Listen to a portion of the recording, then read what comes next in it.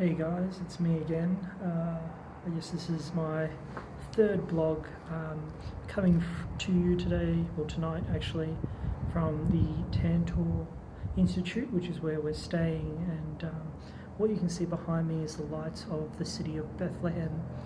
And today was actually a really confronting and intense day in some ways. We crossed into Bethlehem for the first time.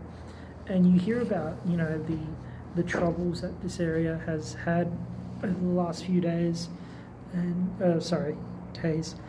years, decades, and it's not really real until you're there. And everyone in the group found it quite confronting and sad. We were faced with this massive wall, and it's literally a massive concrete wall that separates these two places. And then to get into Bethlehem itself, you have to go through these tunnels, and concrete tunnels with metal bars and security checks and whatnot. And the thing that was going through my mind while I was doing it was I could see how quickly someone's spirit could be broken having to do that each day, day in, day out. Just seeing that greyness and that dullness, and being reminded of, I guess, I don't know how to quite describe it really. Once we crossed into Bethlehem, it was such a difference in the streets. The streets were littered, damaged, unrepaired, gravel, rubble everywhere, buildings damaged.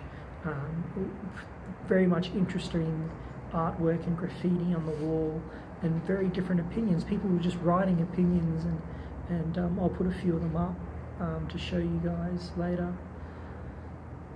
One of the people in my group turned and said to me, "This place looks like a war zone," and the truth is the place was a war zone, is a war zone. And I think the most accurate way I could describe that place, both the people and the physical place, was that it's war torn. That the effects of war can really be seen and felt as soon as you're there.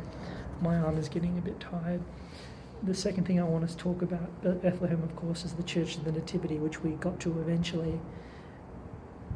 I am often have a lot to say about things of the faith, and this church, the church where they believe, where Jesus Christ might have been born, or I suppose the most accurate thing I could say is that a place that is very similar to where Jesus would have been born, or where Jesus' birth is revered and remembered.